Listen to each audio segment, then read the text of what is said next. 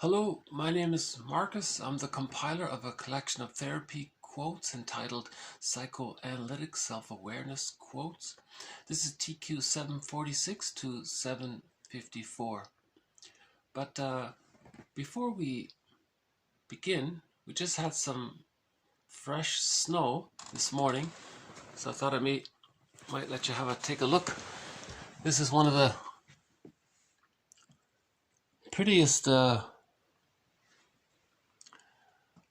prettiest scenes, winter scenes we've had so far. Isn't that nice? Okay.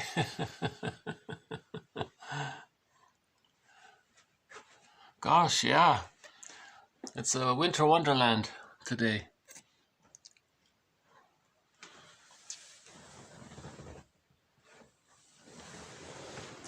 Well, that's the prettiest winter scene we've had so far. Maybe the blue jay will come by as well. So this video is based on TQ 746 to 754. Therapy quote number 746. The central dialectic of psychological trauma is the conflict between the will to deny the events and the will to talk about them. The dissociative response corresponds with the will to deny the events, while the hyperarousal response corresponds with the will to recognize and proclaim them. The conflict between the two leading to doublethink. In dissociation, there is a split in the ego between the affect surrounding the traumatic event and the cognition of the event. That is, the affect and the thought or memory are disassociated or disconnected from each other. One can know what occurred, but can at the same time disavow the knowledge of the event, while the affect connected to the event is either displaced or repressed. Doublethink aptly conveys the oscillating nature of disavowal, the ability to split one's awareness of reality and one's responsibility for that awareness while not entirely denying reality. It is a peculiar means, a form of auto-hypnosis to aid in the denial of reality. To engage in doublethink is to hold two contradictory beliefs in one's mind simultaneously and accept both of them as true. It is a way of playing tricks with reality and at the same time convincing oneself that reality is not being violated. Quote, to know and not to know, to be conscious of complete truthfulness while telling carefully constructed lies, to hold simultaneously two opinions which cancelled out, knowing them to be contradictory and believing both, to forget whatever is necessary to forget, then to draw it back into memory again at the moment it was needed, and then promptly to forget it again, and above all to apply the same process to the process itself, consciously to induce unconsciousness, and then once again to become conscious of the act of hypnosis you had just performed. Unquote. In the individual with PTSD, these two opposing psychological states of hyperarousal and dissociation and their corresponding knowing and not knowing form an oscillating but unpredictable rhythm. Hypermnesia, hyperreactivity to stimuli, and traumatic reexperiencing coexist with psychic numbing, avoidance, amnesia, and anhedonia. Doublethink can convince the abused person that her abuser is good and that she, the child who was abused, is bad. This This quote is an attempt. I really give her credit. She's really trying to make that link there. She's trying to offer a psychological explanation of the link between, okay, so she's saying there's a link between, okay, trauma and the later on phenomena of doublethink. Okay, so the underpinnings of doublethink, or what allows doublethink to take place for either for deception or for therapeutic purposes. We had that quote before where about doublethink. It's he said that the teacher has to teach the students the difference between the doublethink of the verbal racketeer and the doublethink of the literary raconteur. Okay, so the doublethink of using rationalizations and long lies and to deny things to yourself, and a person with a narcissistic pattern is going to use rationalizations, and they're going to use doublethink, all that. The literary person is aware of it and wants to heal, so he's talking about both sides in order to heal. But the mechanism that allows for this, she's saying, is the trauma, the original, some kind of trauma. And her way of looking at it is that when there's a trauma, the person wants to talk about it. Okay. So that's the hyperarousal aspect of trauma. And the person is afraid to. They want to deny it. So they're disassociated. So there's the conflict about trauma. The psyche wants the person to master the trauma, so they want to talk about it, but there's a fear there, so they're disassociated. Okay, so there's two things, you see. So that phenomena of the will to, or the wish to talk about it, to try to master it, to work towards mastering it, and the fear around it causes a kind of a double mind, so to speak, or a double focus, one person called it. This double focus, or this attention on two sides, can lead to double think, double thought, double think.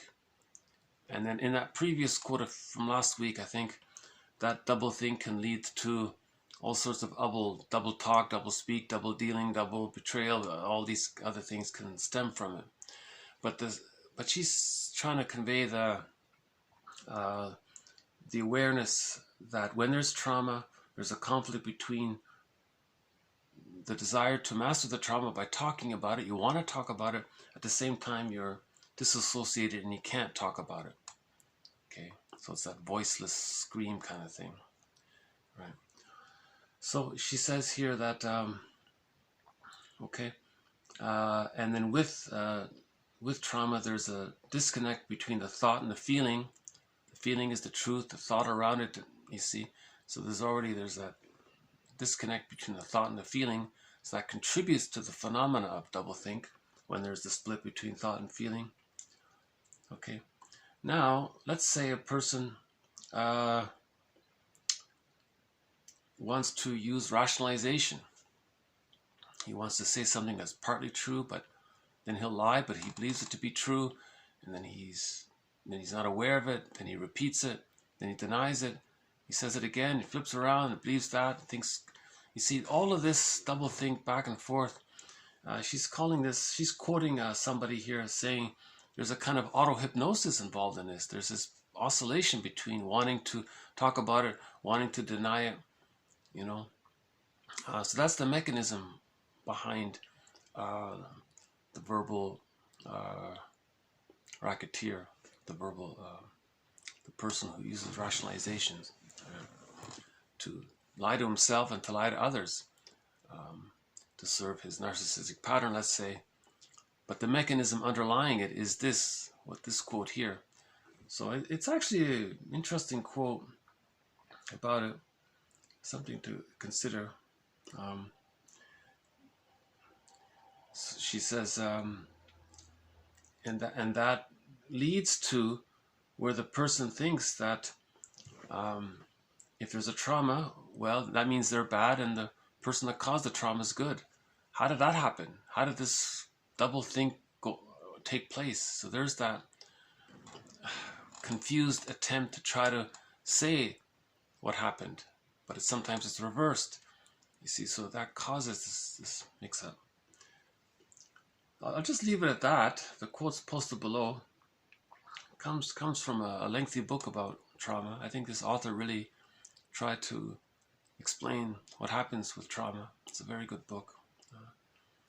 Farber, Sharon K. Farber wrote it. Related to doublethink, TQ 747, compartmentalization, okay, that's splitting, emotional segregation, dissociation, okay, just mentioned, you detach from your feelings, okay, projection, the unacceptable is seen in others or ascribed to others, rationalization, okay, self-deception, okay, you're lying to others, you're lying to yourself and to others by adopting something that sounds good. Okay, reaction formation, outward reaction against disowned wishes or wills, reversal. So there's that reversal we talked about. So in reaction formation, you have an unconscious wish to talk about the trauma. The only way to stay in touch with this unconscious wish to talk about the trauma. Oh, hold on. The sun just came out. Let's have another look. The sun might not last too long. Oh, this is really pretty. Look at that.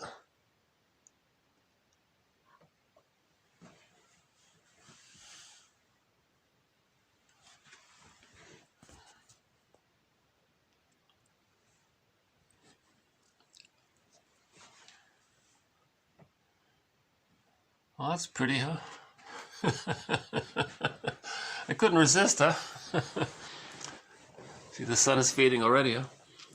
I'm tempted to go outside and go for a walk and show you around. It might be nice, huh?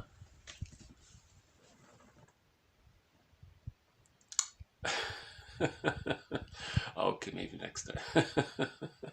I'm a little embarrassed because if I take you out, you might see how messy my place is. So it'll take me time to put the boots on and everything. Okay. But maybe I can show you the side. Maybe I can show you the side window here. There's the view there. Okay, so there's the view that way, through that window there. Okay. Because of my firewood. Okay.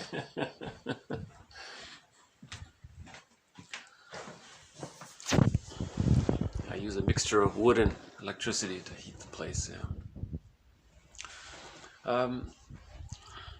Okay, so there's a mini tour of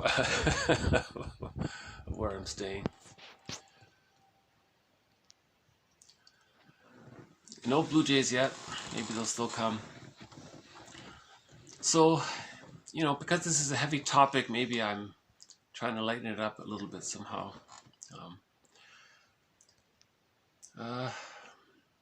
So, you know, maybe there is a little bit of empathy there, or understanding. If someone is so confused in what they're saying and they're flipping around with their thoughts and what does he mean? He's saying this. You just cancel what he just said. Does he believe that? Does he not believe it? What is all this? And you haven't a clue what the person is really trying to say or means. Okay, that reflects the inner conflict of being afraid to say something symbolic of the trauma, and at the same time wanting to say something that's symbolic of the trauma. So he's canceling it out, and he believes it and then he doesn't believe it. So there's that auto-hypnosis, right? He says, and then he forgets that he just did it,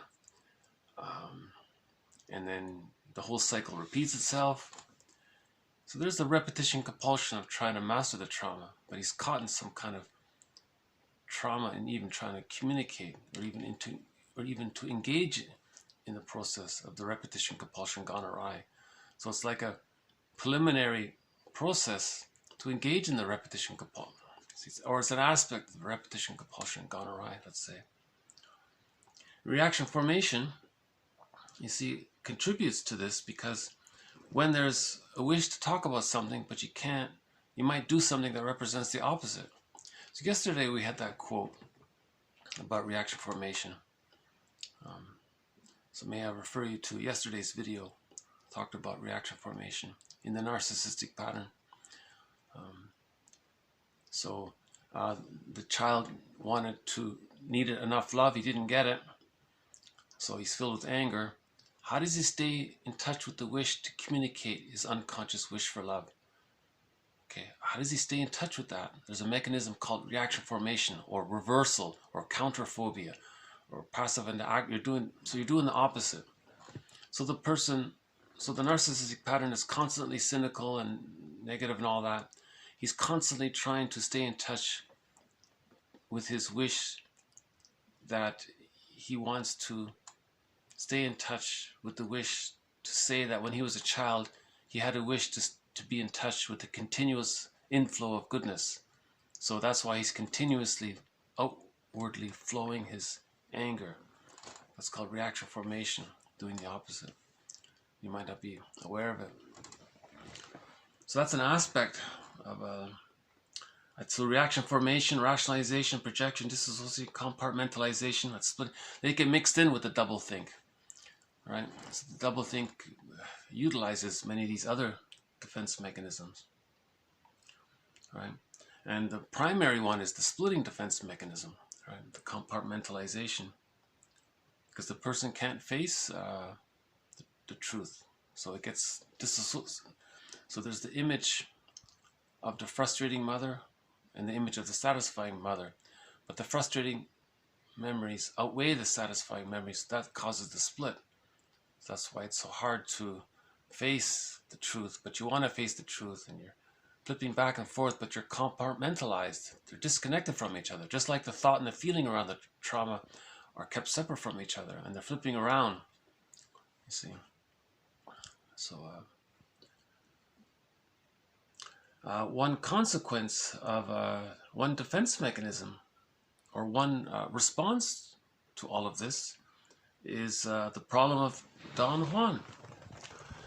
TQ 748, the problem of Don Juan, according to Otto Rank, is actually a secret, unconscious conspiracy to be faithful to an unattainable, irreplaceable mother.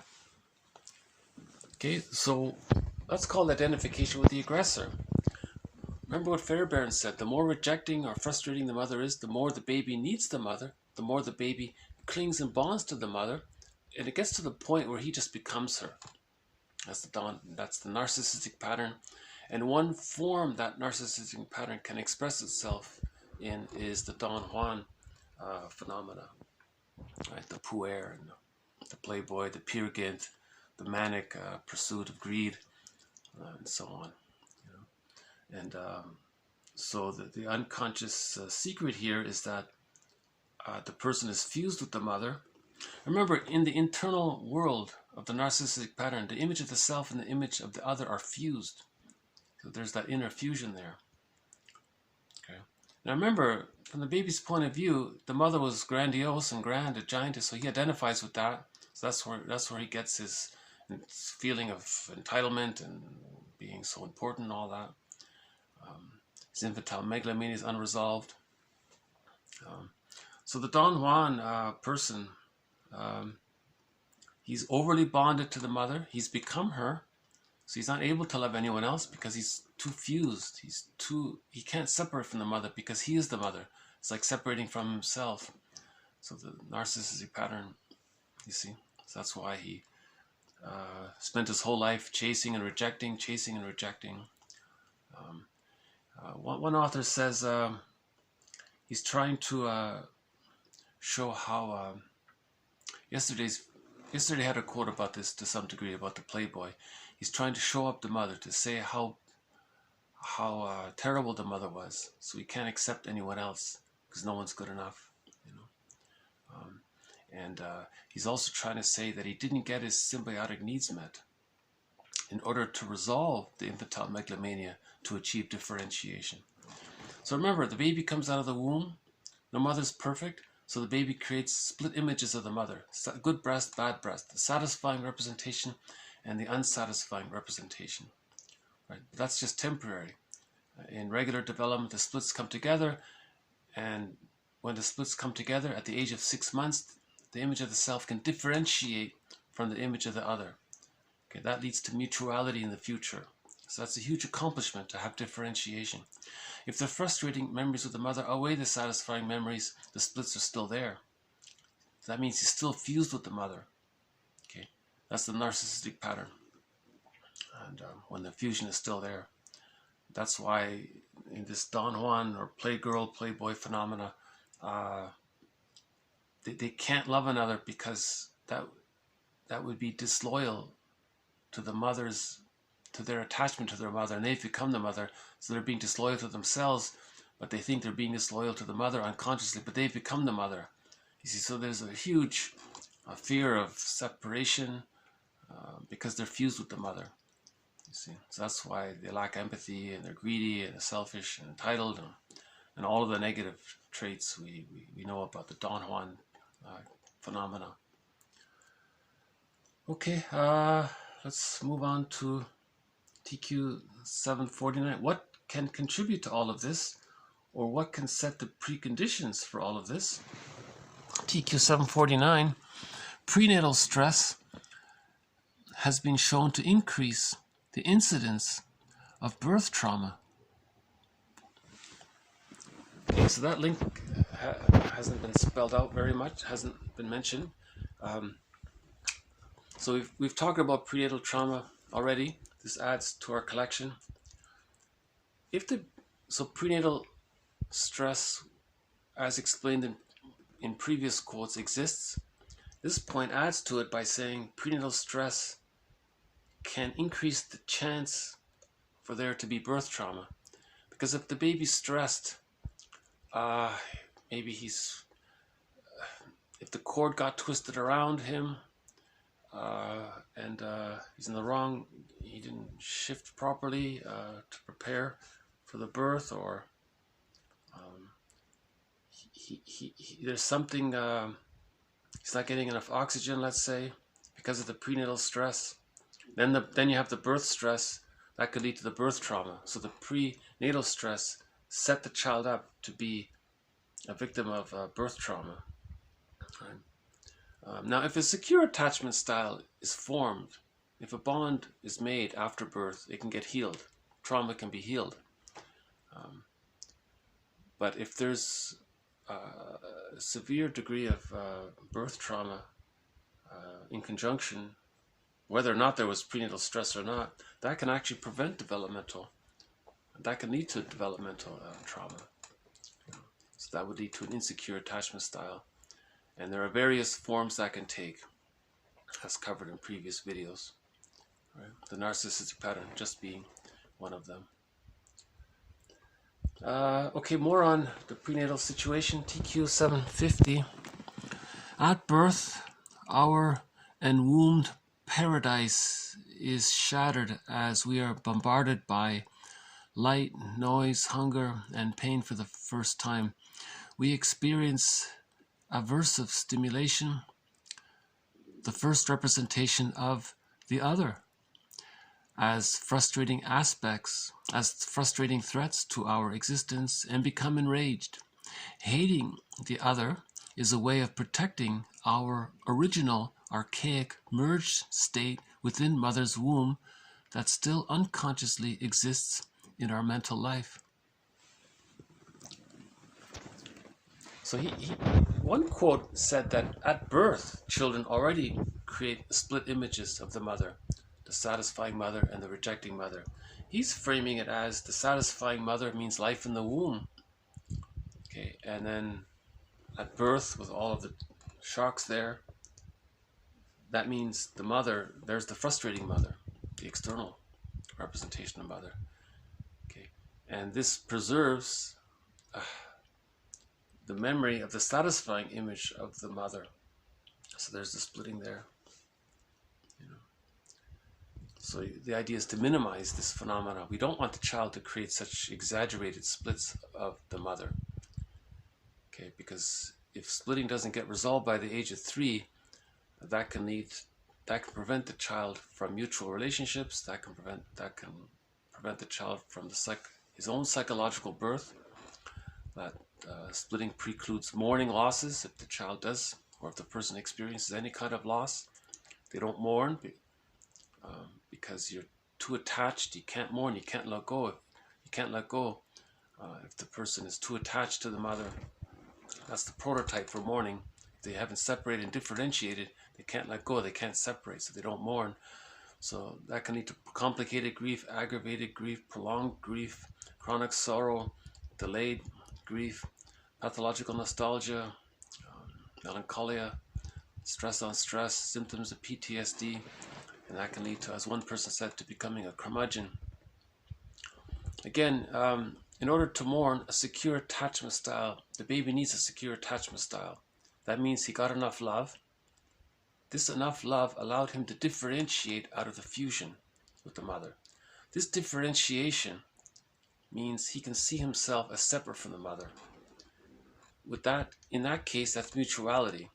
That means he can see the person as a realistic person. Right? Splitting prevents that. With the splitting, the child is still stuck at that very primal image world where the mother is either a goddess or a frightening creature, and no one can mourn that. Those images represent an over-attachment because of the fear there. You can't let go if you're so afraid. The more rejecting, the more you're bonded to it, so you can't let go of it. You need safety to differentiate. You need safety to mourn. Right? So splitting precludes mourning. And he's saying here, the splitting phenomena can be very deep right at birth.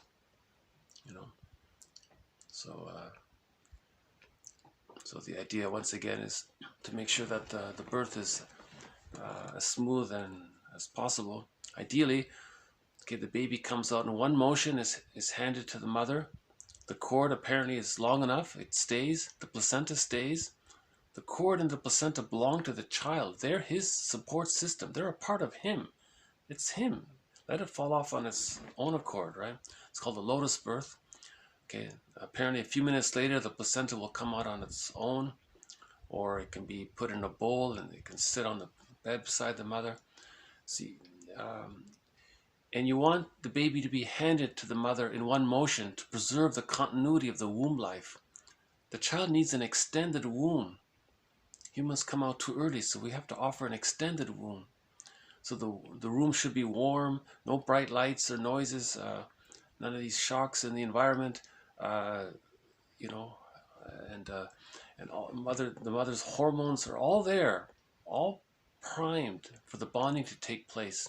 The mother and the child need to have that hormonal bond there to preserve the continuity of the womb. Okay, and then this goes on. That's from birth to 6 months. That's called the stage of symbiosis. They're fused there. The baby thinks the mother's an extension of him, just like we theorize the baby thinks the womb, it's a part of him, so he's one with it, so it's a part of him. Oh, hold on a sec.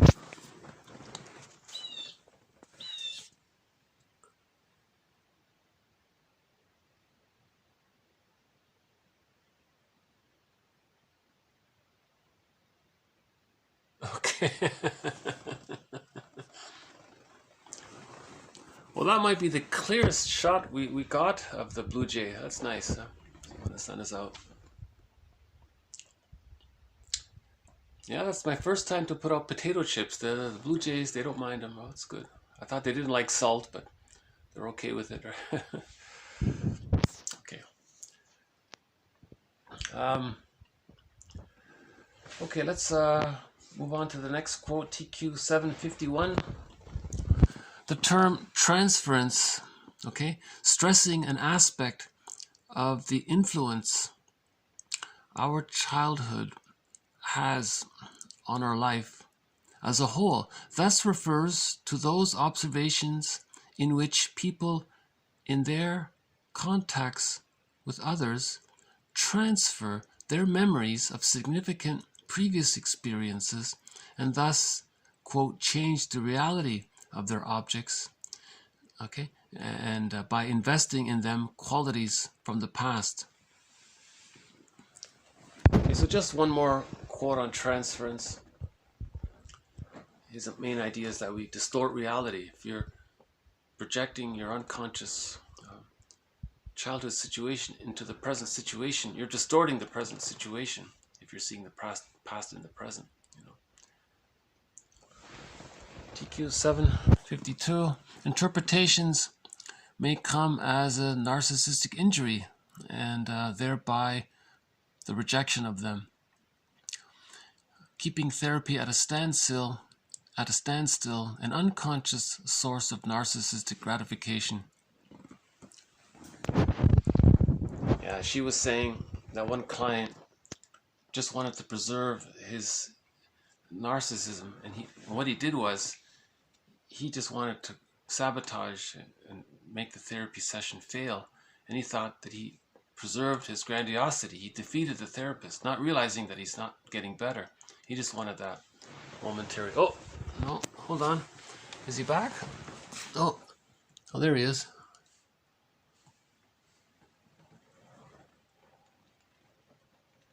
Okay.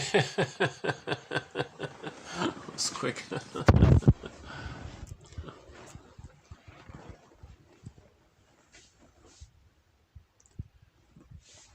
Okay. Yeah. So that person didn't want to face his. He was very attached to the narcissistic pattern. He didn't want to face it. One way to preserve the narcissistic pattern would be to sabotage the therapy process. Thereby, he preserves his infantile megalomania. He defeated the therapist, kind of thing. People with the narcissistic pattern don't like interpretations. Okay, this was covered 2 days ago. There was a video done 2 days ago about the narcissistic pattern. Because in the narcissistic pattern, they didn't get enough love. So there's a developmental trauma. Okay, so that leads to the greed to try to get enough love. Okay, but their understanding of trying to master not getting enough love now is to want to own and possess and control things, and they're caught in the repetition compulsion, so they keep doing it. Okay, it's developmental trauma, and the image the baby has of the mother is the breast. Okay, the image is an inexhaustible flow of goodness. He was never satiated, but that's his understanding of what he needs. So now, in the narcissistic pattern, okay, because of reaction formation, he's going to express his hate continuously to continuously stay in touch with the message that he's trying to covertly say for himself and maybe to others, is that he wanted as a baby the continuous flow of goodness from the mother. So that's his constant hate outwardly. Okay, at the same time, he's greedy. He wants to possess everything in. Klein calls it introjective destruction, because he'll just keep doing it because it's a repetition compulsion gone awry, because he's never satiated. Okay, the trillionaire who gets 10 trillion is still not satiated. It just goes on, for example. Make an extreme example. Someone said after a certain amount, it doesn't matter how much more money you make. It doesn't matter, right?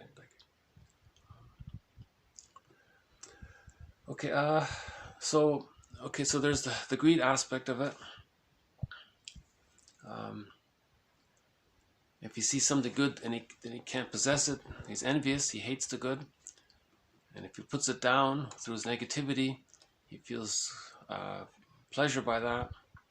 Now, if you offer an interpretation about any of this, okay, he'll be enraged because that's his identity, and because he thinks his identity is being questioned, that means he'll be exposed to the underlying feelings of not getting enough love. So there's where he'll become extremely resentful. And then we had that quote by Karen Horney about vindictiveness. He'll collect these insults, and the theory there is he's vindictive towards others. He's very envious and hateful towards others. So he doesn't like interpretations. He doesn't like feedback. He thinks they're criticism.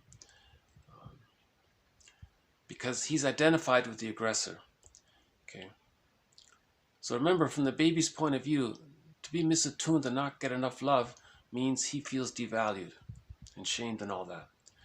He identifies with the aggressor, does to others what his mother did to him to communicate what his mother did to him. Right? That's all he knows. That's his identity.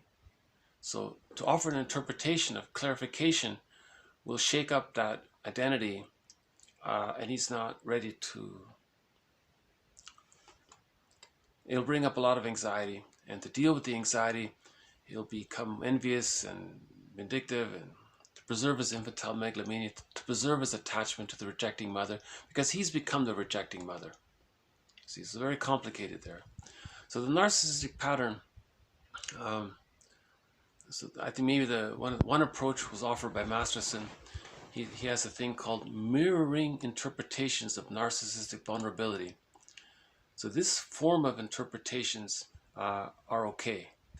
They can help heal, to help him differentiate from the mother, to get the key out from under mother's pillow, to decathect from the rejecting image of the mother. And there are other approaches as well.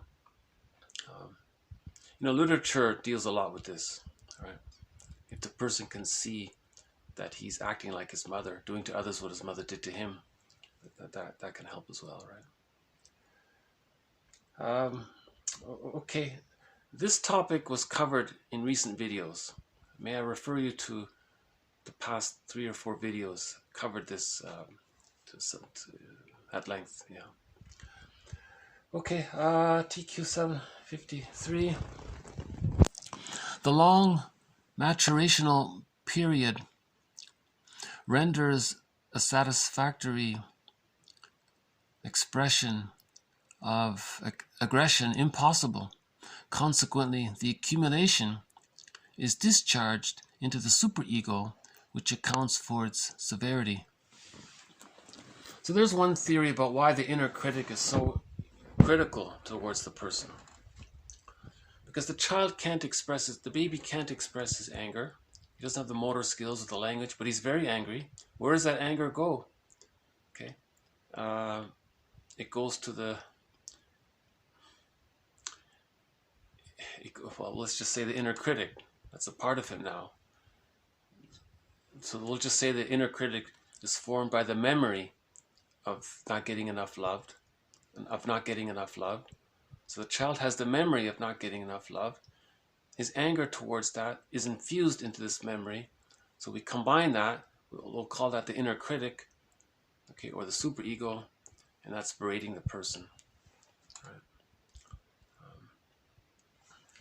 So one idea around that. Okay. My computer just froze, so I'm going to continue this in a part 2. So I'll be back in a minute. So this has been TQ 746 to 755, I believe. Yeah, to 755. This has been part 1 of 2. And I'll do part 2 now in another video because my computer froze. It happens once in a while. Another look at the nice sunny day. Isn't that pretty? Got the fresh snow there.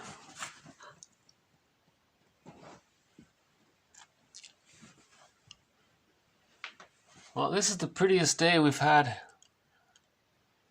this winter so far.